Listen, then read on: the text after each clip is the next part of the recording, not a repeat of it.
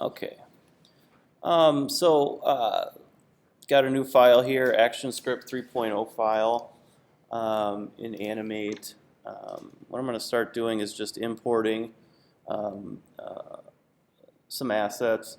Um, I'm going to import to library just like I did last time. You can import directly to the stage, that large blank white area canvas. Uh, but I'm importing it to the library right now. I'm just going to drag it over. I'm going to use just this football 4 shoe. I'm going to import this PSD file. So last time we went over this, you saw that you could import just certain layers of the file, which is kind of nice. So I'm just going to do that. Make it flatten bitmap image. I can automatically create it as a movie clip, which is what I'm going to do right now. So just click that box, import. Then over my library here, I can just open up that panel, and then my shoe is placed. I'm going to just repeat that again. Import to library. Choose shoe 4 again. Then I'll just do the red version.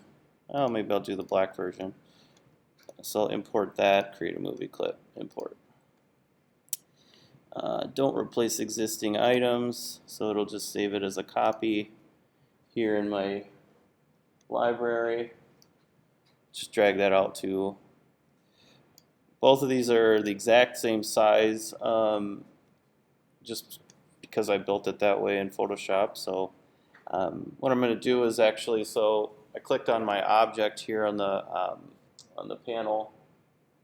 Clicked on my properties palette. Again, the properties palette is where you will change the properties of anything you have selected on the interface. If you have nothing selected, again, you're changing the size and width of the canvas itself, or the frames per second of the movie. So after selecting the shoe, I'm just going to nudge this down. Let's see, I'm just going to adjust the width and height.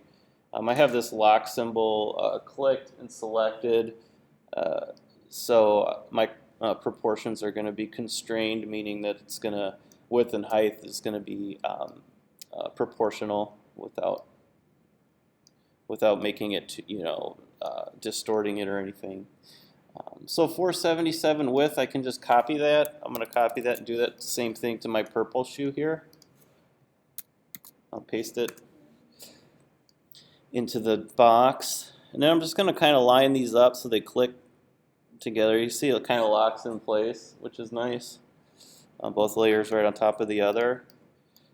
Okay, so I'm going to select both and move them down. So I have them both selected on the stage here, but what I want to do is actually break them apart in my layers itself. So I want them to be on a different layer. So I'm going to select this shoe. I'm going to copy. Would basically Command C, Command X to cut. Create a new layer. So I have layer 2 now.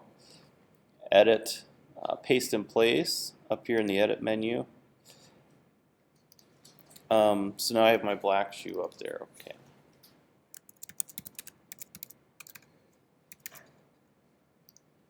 And I can hide that again with the this little eye symbol here. I can just click that little dot just beneath it in that column to hide any layers I want. Purple shoe. Okay. So that's good. So now I'm going to then create a new layer on top of both of these shoe layers, and the idea is that I'm going to create a mask to go over this shoe layer. So create a mask layer. So for this instance, I'm going to try and do. First, I'm going to do like a circle. So what I want this to do is reveal content as it goes over the shoe. um, when it becomes a mask. So I just created a simple circle. I'll control click that circle and convert it to a symbol. And then I'm going to choose movie clip symbol. I'll just leave it as is, which is good. Okay. Now, eventually I want this circle to come over here and maybe get bigger or something, or just kind of span over it. So what I'm going to do then is I'm going to go to like frame 30 down here in my timeline under layer 3. I'm going to rename this mask, just so it's kind of clear in the demo in here. So on frame 30, I'm going to control click that frame. I'm going to insert keyframe. So it's going to copy this little circle onto frame 30. And then here you'll notice that both of my shoes are gone. Because again, down here in the timeline, they're both present on frame 1, but not here on frame 30. So the way to resolve that is just I can I can shift click frame 30 for both of these layers, the black and the purple shoe layer. And I'll control click that, and I'll just hit insert frame. That's just going to keep this artwork represented by this little circle consistent between here and there. Difference between the keyframe is I have a keyframe here being represented by a little black circle. That means that this artwork here on this layer is going to change at this point. Hence, and I'll create my tween, and then my animation will fill in the gap. It'll fill in the gaps of the timeline. Just to show you, I'm going to frame 30 mask layer. I'm going to drag this, and I'm going to start showing what I want to change here. So, of course, this circle is going to move over here in my animation at the end. Then I'm going to go to, let's see, where is it? Modify and transform. And I'll just hit free transform and just get my tools that are very similar to Photoshop, really. And just drag these little anchor points that are showing up at the end. All right, so I'm dragging my slider here to see kind of a preview of my beginning and end, what I want to be happening, so that's fine. In my timeline here, in the space between these two keyframes for my mask layer, I'm going to hit Control click, and I'm going to create Classic Tween. So then it'll fill in the gaps for my animation. And then at this point, I want to click this mask layer. I'm just kind of over here by the name. And then if I control click and I hit mask, so what's going to happen is this shape is actually going to disappear, but it's actually going to, so it's still animating, so you can see it kind of animating here. But it's missing because it's a mask. So what it's going to do is it's taking away this, I'll call it, it's taking away the black shoe layer, and then whenever it rolls over the black shoe layer, it's actually like revealing then through the shape with this property. So that's kind of like I'll call it like a motion mask. So the same idea can happen for any other layer. So maybe I have two masks happening at the same time, so. It's just kind of like crisscrossing and overlaying each other. Let me go back and first show you that you can actually see what's happening. So let's say you have 1,000,000 layers in this video. You can actually go back and kind of click this lock and see where your mask is going. So let's say I wanted this mask to be changed then. I can click this lock layer on and off to show and hide the mask. So I can then tweak the mask if I need to. Like for instance, if I wanted it to move up here or something, or just actually maybe it just grows in place at the end. And I'll go to the beginning of the video, and then I'll maybe move the beginning point of the mask like somewhere similar, so it's kind of just growing from one spot. I'll hit the block again, and then you can see the change in the effect of the mask. What else? Okay, so we'll keep that there. I'll add another mask to this purple shoe. Um, I'll show you I'll just kind of layer two masks over each other to see that effect, just to show you another build of one. So again, I added a new layer on top of purple shoe, the layer at which I want to mask. I'm calling it mask 2. Another kind of mask you could do is even, let's say it's like a rotating, piece. Like maybe you wanted your mask to like rotate. It's basically just animating a rotating object. So I'll take this polygon tool.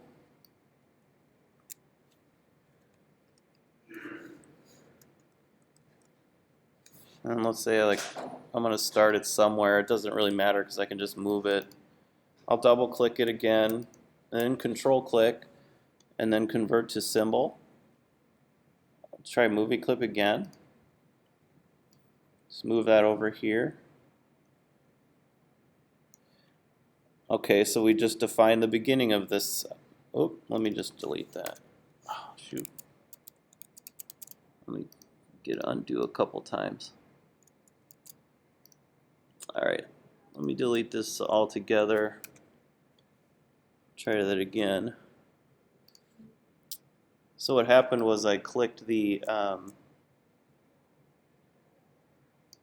I separated the fill and the stroke in the shape, so I actually have to like kind of triple click it to select both the stroke and the fill at that point. So then control click it again. Again, convert to symbol, movie clip. Go over to, let's say, frame 30 again. Insert blank keyframe, or insert keyframe with the control click, then just define where I want this to go. Let's see how it looks when you won't be able to see it when it gets there, so maybe I'll see what happens. Alright, so I'll move it over a little bit. I'm going to transform it, make it grow at this point. I'll have it rotate a little bit at the end. There's my real basic animation, beginning and end. And then I'm going to click this blank area between the two keyframes in the timeline. Then control click that piece, create classic tween again. Kind of preview it. Looks okay. Then over here in mask 2, control click mask.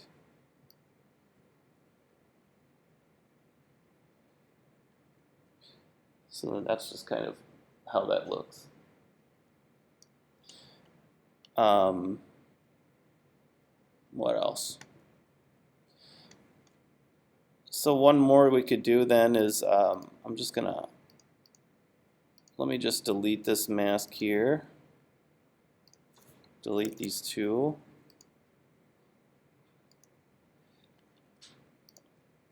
One of my my actual demo ad that I built for the class that I showed you all, well, I guess the last class really, was basically showed a shoe underneath another shoe, and it just kind of looked like it was changing color. It just masked from one in front of the other. So, again, I mean, that's really easy to do. So I'll just import another shoe. I'm going to use the red shoe color. It's a lot brighter, so you'll really be able to tell importing it to my library. So let me just capture this layer and find out how large it is. That's right, 477. Library. So drag this red shoe out. Make sure it's clicked and go to properties, 477. Kind of block it in there. Actually, let me make sure that's on the, I'm going to have to put it on the right layer here. Paste in place. It's very easy to like paste shoes into the same layer, which could really, not really just shoes, but any objects, for instance, that you're animating into the same layer on accident. So that's something to really look out for if you run into any issues. That could be one of the problems, is that you have two objects on a different, or I'm sorry, on the same layer. So keeping them layered separately is going to prevent any issues. So at this point, I'm just going to create a new layer, call it mask again, because why not? So in this time, what I want to do is actually have the mask just kind of wipe over the shoe on the top to reveal the shoe on the bottom. It's super easy. So and real basic. So I'm just going to create this sort of shape here, this rectangle. If you imagine, this is kind of like my curtain. So I'm double, triple clicking that to make sure I have it all selected. Control clicking again, convert to symbol. It's already a movie clip, so I'm good. What I want to do is position this thing in the way that I really want it to kind of reveal and hide. So maybe I'll kind of sweep it from diagonal bottom, just how I'd had it in the other video. I'm sorry, the other sample ad. So I'll free transform it and kind of tilt it like this. Kind of that's where I want it to go. Zoom out a bit. I'm going to give it an anchor point, which means this is the point at which wherever I make a stretch here, it's going to kind of use as its baseline for where I'm stretching from. See how that covers it. Good. All right. So I'm good with that there. And then I go to frame 30, and now I define my beginning. Now I'm going to define my ending. Control click, insert keyframe. And then my ending here, I'm just going to define by just stretching this out. So this is what it's going to look like. So basically what's going to happen is that this red shoe is going to be invisible, and then that mask is going to wipe over the purple shoe, and then it's going to show the red shoe as it wipes it over. Okay. So in the mask layer, I'll just control click, create classic tween. See what that looks like. And then control click the mask layer, select mask, and then that's what that looks like. Okay, so if you had a button, let's say, and you told the button go to and play, in this case frame 1, it would go to frame 1 and play, and it would play out this actual entire animation just like that. So are there any questions on masking?